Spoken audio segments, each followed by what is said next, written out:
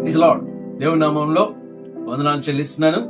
మరి ఈరోజు నేను ఒక చిన్న కథను మీతో పంచుకోవడం ఆశపడుతున్నాను. ఒక ఊరిలో ఒక తల్లి మరి ఒక కుమారుడు ఉన్నాడు. అయితే కుమారుడికి బెల్లం తినడం బాగా అలవాటు. ఆ కుమారుడు బెల్లం లడ్డు, ఆ బెల్లానికి సంబంధించినటువంటి ఆ లడ్డుని తరచుగా తింటా ఉండేవాడు. తల్లి ఎన్నిసార్లు చెప్పినా కూడా కుమారుడు వినట్లేదు. అయితే అప్పట్లో మరి గాంధీ గారు ఉన్నారు. గాంధీ గారు తెలుసు కదండి అందరికి, బాలలకు తాత మనకి. అలాగే గాంధీ గారి దగ్గరికి తీసుకెళ్తే గాంధీ గారు చెప్తే పిల్లలు వింటారు కదా అని చెప్పేసి తల్లి తన మనసులో అనుకుని పిల్లవాడిని గాంధీ గారి దగ్గర తీసుకెళ్ళింది. మరి గాంధీ గారి దగ్గర తీసుకెళ్ళేటప్పటికి గాంధీ గారి దగ్గర చాలా జనం ఉన్నారు. మరి అక్కడ నుంచింది అమ్మాయి. అయితే తన వంతు వచ్చినప్పుడు అక్కడికి వెళ్ళింది. ఏంటమ్మా చెప్పమ్మా, ఏంటమ్మా అంటే, అయ్యా గాంధీ గారు, నా కుమారుడికి ఒక అలవాటు ఉంది. బెల్లం లడ్డూలు బాగా తినేస్తాడు. 1-2 కాదండి, విపరీతంగా తినేస్తాడు. రోజు తింటానే ఉంటాడు. ఎన్నిసార్లు చెప్పినా వినట్లేదండి అయ్యా. మీరు చెప్తే మరి వింటారు అని చెప్పేసి నేను ఇక్కడ తీసుకొచ్చానయ్యా అని చెప్పేసి గాంధీ గారి దగ్గర ఆ తల్లి చెప్తుంది. మరి గాంధీ గారు ఆ మాటలు విన్నంటనే మరి ఒక క్షణం ఆలోచించి, చెప్తానమ్మా తప్పకుండా, ఒక వారం రోజుల తర్వాత మీ బాబుని నా దగ్గరికి తీసుకురా అని చెప్పేసి గాంధీ గారు చెప్తారు. ఎప్పుడైతే ఈ మాటలు చెప్పినప్పుడు గాంధీ గారు చెప్పినప్పుడు ఆ తల్లి విని, ఏమో గాంధీ గారికి ఇప్పుడు ఖాళీ లేదేమో, వారం రోజుల తర్వాత అయితే మరి క్లుప్తంగా వివరించి టైం తీసుకుని 1-2 గంటల టైం తీసుకుని నా కుమారుడికి బాగా క్లాస్ ఇస్తారేమో అని చెప్పేసి తల్లి వెళ్ళింది. మరి అలా అనుకుంది, వెళ్ళింది. అలా గడిచింది వారం రోజులు అయిపోయింది. వారం రోజు మరి తల్లి కుమారుని రెడీ చేసింది, బాగా తయారు చేసి మంచి బట్టలేసి, ఈ రోజు గాంధీ గారు నీకు పెద్ద క్లాసే తీసుకుంటారు, గాంధీ గారి వాళ్ళు నీకు బాగా కోటింగ్ ఇస్తారు అని చెప్తూ దారిలో నడిపించుకుంటూ కుమారుని తీసుకొచ్చింది. అలాగే మరి గాంధీ గారి దగ్గరికి వచ్చేటప్పటికి పెద్ద లైన్ ఉంది. మరి వాళ్ళ వంతు వచ్చేటప్పటికి మరి గాంధీ గారు అమ్మాయిని పిలిచారు. ఆమెని పిలిచి, చెప్పమ్మా ఏంటి నీ సమస్య అంటే, అయ్యా గాంధీ గారు, నేను మొన్న నా కుమారుని తీసుకుని వచ్చాను కదా మీ దగ్గరికి, బెల్లం లడ్డు తింటున్నాడు కదా, మరి మానిపించమని చెప్పేసి మీకు చెప్పాను కదంటే, అమ్మా గుర్తుందమ్మా, తప్పకుండా బాబు ఇట్రా అని చెప్పేసి కుమారుని పిలిచాడు. కుమారుని పిలిచేటప్పటికి తల్లి అంట, నెల్లు నీ క్లాస్ ఇస్తారులే, నీకు ఉందలే బానే అని చెప్పేసి అంటాను తల్లి. ఈ లోపల గాంధీ గారు కుమారుని పిలిచి దగ్గర తీసుకుని, నాన్న ఇంకెప్పుడు బెల్లం లడ్డు తినొద్దమ్మా, తినకూడదు, సరేనా, మానేయాలి, ఓకేనా అని చెప్పేసి గాంధీ గారు చెప్పేటప్పటికి ఆ బాబు అన్నాడు, సరేనండి తినను అని చెప్పాడు. తల్లి దగ్గరికి పంపించారు గాంధీ గారు. వెంటనే తల్లి ఒక మాట అంటుంది గాంధీ గారు, అయ్యా గాంధీ గారు, మీరు చెప్పింది ఒక మాటే, తినొద్దు అని ఒక మాట చెప్పారు. దీనికి వారం రోజులు ఎందుకు టైం తీసుకున్నారయ్యా?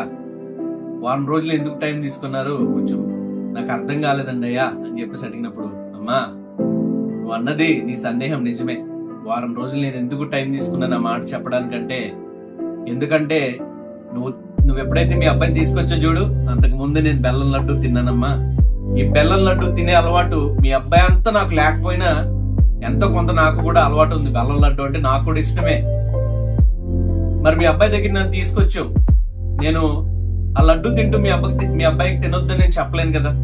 సో ఏమైందంటే ఈ వారం రోజులు సమయం తీసుకుంది. ఎందుకంటే వారం రోజుల తర్వాత మిమ్మల్ని ఎందుకు రమ్మనంటే, ఈ వారం రోజులు నేను ఆ లడ్డూని తినకుండా ఉన్నాను, పూర్తిగా నివారించుకున్నాను, నన్ను నేను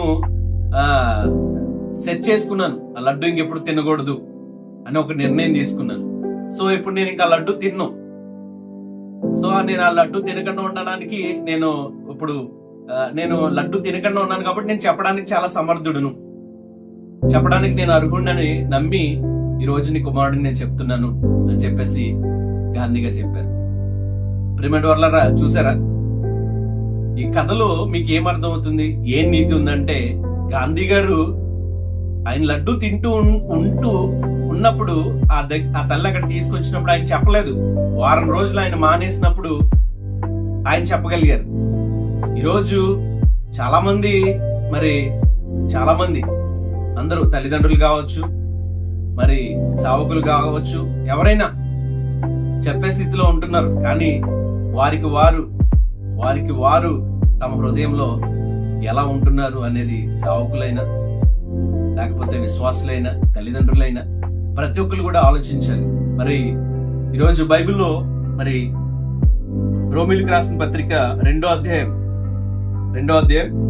21-22 వచనాలు చూసుకున్నట్లయితే, ఎదుటివానికి బోధించు నీకు నేవే బోధించుకొనవా? దొంగిలింపవద్దని ప్రకటించు నీవు దొంగిలించదవా? వ్యభిచరించవద్దని చెప్పు నీవు వ్యభిచరించదవా?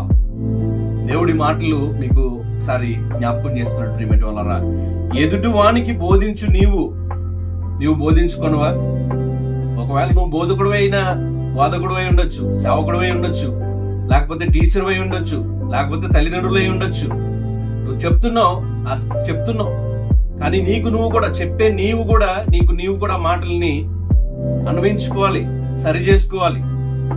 దొంగిలించవద్దు అని నీవు దొంగిలించదవా? ఇక్కడ దేవుడు అంటున్నాడు వ్యభిచరించే ఇక్కడ ఏంటంటే వ్యభిచరించవద్దు అని చెప్పు నీవు. వ్యభిచరించవద్దు, వ్యభిచారం తప్పు, వ్యభిచార పనులు చేయకూడదు అని చెప్తున్నా నీవు వ్యభిచార పనులు చేస్తున్నావా? వ్యభిచార తలంపులు కలిగి ఉంటున్నావా? వ్యభిచార ఆలోచనలు కలిగి ఉంటున్నావా? ఈరోజు సేవకుడు అయినా లేకపోతే నువ్వే ప్లేస్ లో ఉన్నావో చెప్పే ప్లేస్ లో నువ్వు ఉండుండొచ్చు, నీకు ఆ స్థానం దేవుడు ఇచ్చుండొచ్చు. కానీ దాన్ని నువ్వు ఏ విధంగా ఉపయోగించుకుంటున్నావు జ్ఞాపకం ఉంచుకో. ప్రతి విషయంలో చెప్తున్నావు అంటే నువ్వు సరి చేసుకుంటూ ప్రతి ఒక్కరు ఎవరు గొప్పవాళ్ళు కాదు, ఎవరు తప్పులు చేయకుండా ఉండరు. కానీ దేవుని వాక్యం చెబుతున్న నువ్వు సరి చేసుకోవాలి. నువ్వు సరి చేసుకోవాలి ప్రతి విషయంలో. నేను గొప్పవాడిని కాదు, నేను ఇదిగా ఉన్నవాడిని కాదు, కానీ దేవుడు నన్నుగా సరిచేసి నన్ను నిలవబెట్టుకున్నారు. ఈరోజు నేను నిలవబడి చెప్పగలుగుతున్నాను. ప్రేమేట వాళ్ళారా, వింటున్న మీరు కూడా ఈరోజు చెప్పే స్థానంలో మీరు ఉన్నారేమో. ఫస్ట్ ఆఫ్ ఆల్ ఏం చేయాలంటే మిమ్మల్ని మీరు సరి చేసుకోవాలి. చెప్పే మీకు కూడా అన్వయించుకోవాలి. సో దాన్ని మీరు ఎప్పుడైతే అలా అన్వయించుకుంటారో తద్వారా మీ జీవితాలు కట్టబడతాయి, మీ జీవితాలు సరిచేయబడతాయి, మీ కుటుంబాల జీవితాలు సరిచేయబడతాయి, మీ సంఘ జీవితాలు సరిచేయబడతాయి. ఒకవేళ సేవకుడిగా నువ్వు ఉంటే నీ జీవితం కూడా సరిచేయబడుతుంది. ఈరోజు నువ్వు సరి చేసుకోవాలి. నువ్వు ఆ వాక్యాన్ని గాని చెప్పే మాట ఏదై ఉన్నా గానీ నీకు ఫస్ట్ ఆఫ్ ఆల్ నువ్వు అప్లై చేసుకోవాలి. అప్లై చేసుకునే ఎదుటివానికి నువ్వు చెప్పడం చేయాలి. అంతకు మించి నీ జీవితాన్ని సరిగ్గా లేకుండా, నీవు ఆ విషయంలో సరిగ్గా లేకుండా ఇతరులకు నువ్వు చెప్పకూడదు. సో ఆ విధంగా ఉండాలని కోరుకుంటున్నాను. మరి మాటలు అన్నిదా భావించొద్దు. దేవుడు తన ప్రేరేపణించి మాటలు మాట్లాడుతున్నాడు. అందును బట్టి దేవాతి దేవునికి వందనాలు, స్తోత్రాలు చెల్లిస్తున్నాను. ఈ మాటలు వింటున్నటువంటి ప్రియమైన సేవకులు గాని, తల్లిదండ్రులు గాని, ఎవరైనా గాని మరి మనల్ని మనం ప్రతి విషయంలో సరి చేసుకుంటూ ముందుకు వెళ్ళాలని, దేవుళ్ళు నడిపించబడాలని, తద్వారా మన జీవితాలు కట్టబడాలని ఆశపడుతూ